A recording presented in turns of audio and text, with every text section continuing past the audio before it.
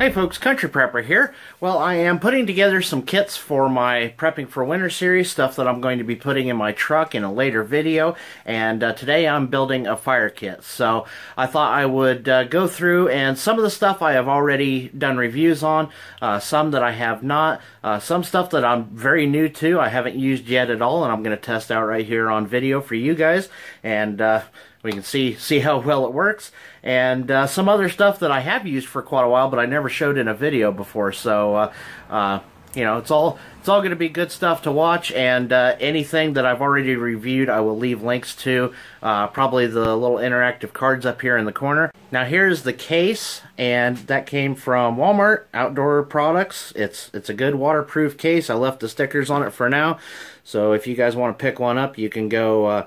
Be able to find it a little easier and not have to, it's in the outdoor section along with all the other camping gear, so I've seen plenty of people use them, and I've had one before and never had any problems with it. It does have a good seal on it. I'll show you that here in a minute.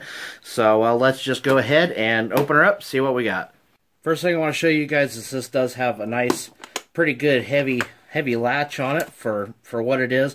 These cases go for about $10, just to let you know.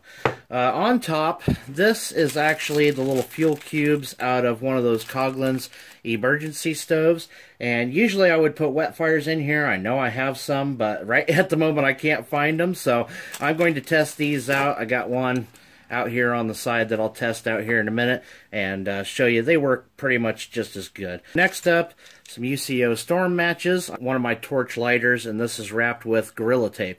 The reason I have Gorilla Tape on there is because it's useful for a lot of things, but it is a really great fire accelerant. So if I didn't have enough stuff in here already, I have a little something extra. So, you know, that flame works a lot better than a Bic, and these lighters are about $4.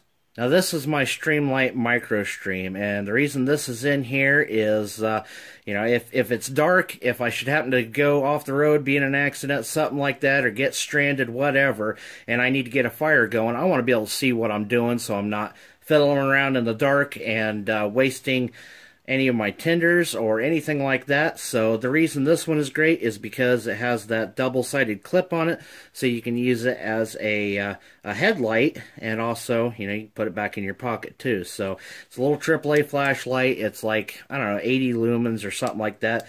It's enough light to get a fire started. I have a 2-foot by 1-foot square of foil, just in case it's wet conditions. That way my tinder is not getting wet, makes it easier to light, and it could also be folded up into a cup if I needed to boil some water. This is a 6-inch by 1/2-inch ferro rod that I've had for quite a while. As you can tell, I've used it a lot. I am going to replace this with a new one, but this still has plenty of strikes left in it. And then this here is a Super Striker from firesteels.com, and it really throws some serious sparks, and I'll show you just how well it works here in just a minute when I test some of these tinders. This is a knife that I got from togosystems.com, and it has a glass breaker on it.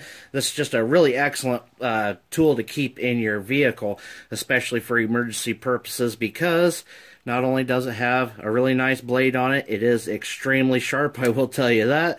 It also has the saw on it. And this is absolutely, by far, it's a bidirectional saw. It is by far the most ridiculous saw that I've ever used on a multi-tool. I have several multi-tools. This is by far the best saw out of all of them. The other things, of course, it has, you know, the screwdriver and bottle opener and seatbelt cutter and whatever little Phillips screwdriver on there too. A couple sticks of fatwood, of course. I have 4 of these zip fire starting blocks. They're like compressed wood shavings with kerosene in them or something like that. All I know is they work really good. You can just light the package with a ferro rod, and you get a good hot flame that lasts for quite a while. So I have 4 of those. I have 7 Tinder Quicks with the little SOL Sparky Striker thingy that comes with that Firelight kit that I did a review on a while back. So these are mainly so that I can get other things started, like the little fuel cube that I was talking about. I will show you what I'm talking about when I use those. But those little tinder quicks, they light really easy, but they don't burn a whole long time. So those are basically in replacement of any flash tinder that people would keep in a kit. Instead of keeping steel wool or dryer lint or cotton balls or anything like that, these are really small, good option for an easy lighting tinder source that you can get other bigger things lit with. These are some little magnesium capsules, and these come from Stanford Outdoor Supply. They're in another kit that I'm going to be reviewing very soon, but I wanted to go ahead and try these out today, and I have one set off to the side, so I will I'll show you what those do here in just a little bit too. The Orion campfire starter signal flares. That's just a no-brainer. It's a signal flare. You're in your vehicle in case you need a signal flare, but they will also start a fire if you needed. So I've done a review on these before. You can go check that out. Last but not least, I have an Endure utility flame. I'm not going to be able to show you guys how well this stuff works, but just know that it burns really, really hot, and you cannot light this with a ferro rod, though, and that's one of the reasons for the tinder quicks, is because it has to have an open flame to get going.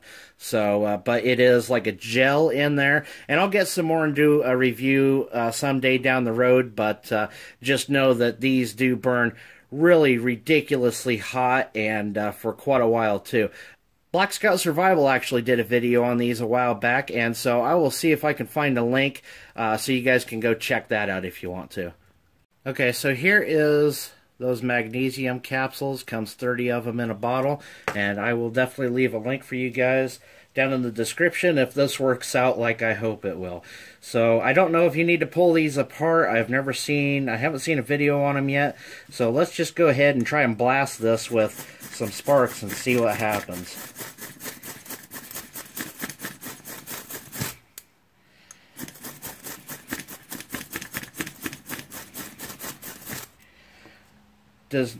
I think you could probably do it, but it would be a lot easier. Let's just break this open. Okay, I opened it up, and there's your little pile of magnesium powder. And so here's what that stuff does. It usually lights pretty easy.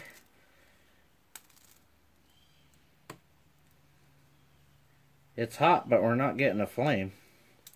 Let's see if that will light this tinder quick. There you go. So now while we're at it, here's that little fuel cube that I was talking about. And here's the reason why I wanted that.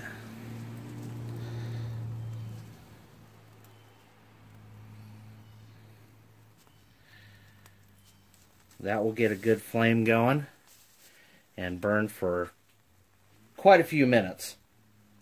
So the fuel cube is still going, and now these little capsules have me kind of curious. I've never really messed around with magnesium a whole lot, so I am just kind of curious if I get that little pile going with a ferro rod, if I can get a little piece of fat wood on fire with it.